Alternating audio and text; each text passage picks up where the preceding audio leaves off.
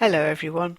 You're not going to believe this, but this is my second attempt at this because my microphone didn't work the first time and I got all the way to the end before I realised. So here we go.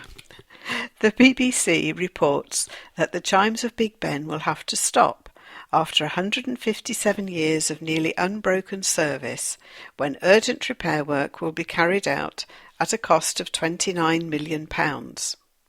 The Elizabeth Tower, which houses the iconic London clock, will also be repaired during the 3-year project, which starts next year.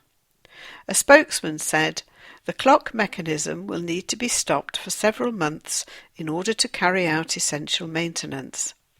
During this period there will be no chimes. We are also investigating whether or not the chiming will have an effect on operatives working at high level, which will need to be taken into consideration. Striking and tolling will be maintained for important events." The Daily Mirror tells us that a house which is believed to have inspired Lewis Carroll to write Alice in Wonderland is up for sale for £3.65 million. The Grade 1 listed Consort House in Lewes Crescent, Brighton, East Sussex, even has a rabbit hole-style tunnel which leads down to the beachfront. It is said that Carroll saw the tunnel on his visits to Brighton in the lead-up to publishing the tale 150 years ago. Owner Barry Krogan said, "The potential Alice in Wonderland links are a lovely side story, and a quite fantastic and large tunnel just adds to the legend. Residents are each given a key, so the tunnel has private access, and it is not like a rabbit hole when you are inside. It is a full, spacious tunnel." For £365 million, I should think it is. Chloe, a tabby and white cat, which has been missing for 6 years, has returned to the family home, says The Guardian. In 2006, she jumped from a pet carrier when her owner Rebecca Lee was taking her to the vet in Caerphilly, South Wales. Then, after living as a stray and being cared for by an elderly woman just over a mile away from her owner's home, Chloe was eventually handed into Cats Protection Adoption Centre in Bridgend, where a routine scan of her microchip meant she could be finally reunited with her owner. Rebecca said, "Chloe had jumped from the pet carrier in the car park, and we never saw her again. I put up posters and placed adverts, and shortly after got a call to say a cat matching her description had been found dead by the roadside. I was devastated, but came to terms with her death. Unbeknown to me at the time, it seems she had wandered as a stray before eventually finding an elderly lady who had taken her in." An article in The Independent reveals that a single pumpkin seed has been sold for £1,250.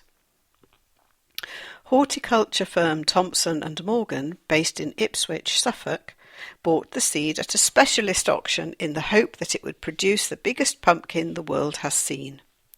The seed was about 2 inches long and came from the biggest pumpkin so far, a 2,323 pound, or 1,054 kilogram, if you understand kilograms, which I don't, specimen produced by a Swiss grower in 2014. Thompson and Morgan has asked horticulturist Matthew Oliver to turn the seed into a record breaker. He commented, "I'm not sure whether it was a brave or stupid idea to take on this challenge, but I'll give it my best shot. Let's just say that my holiday plans will be on hold until after the October weigh-in. What I want to know is if the gentleman in Switzerland sold every single seed in his pumpkin for £1,250. He's a very rich man if he did." Prisoners in UK jails are doing their bit for the economy, reports the Daily Mirror.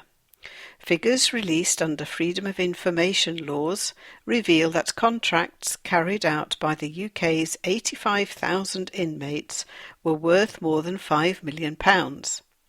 The work includes jobs like washing the kit of Warrington Wolves Rugby League Club, to helping print the Methodist magazine and materials for parish councils and cricket clubs. Figures show there were 376 prison service business deals, all contracts with the National Offender Management Service, providing work behind bars and at training academies.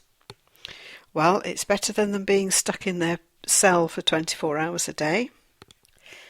A London motorist is making a big splash, for all the wrong reasons.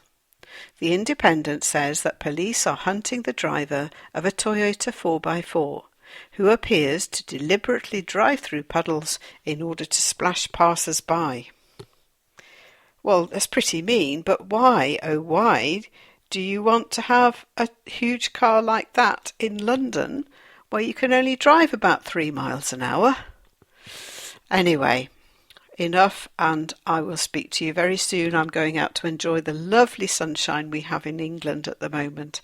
It is gorgeous. So take care, speak to you soon. Bye bye.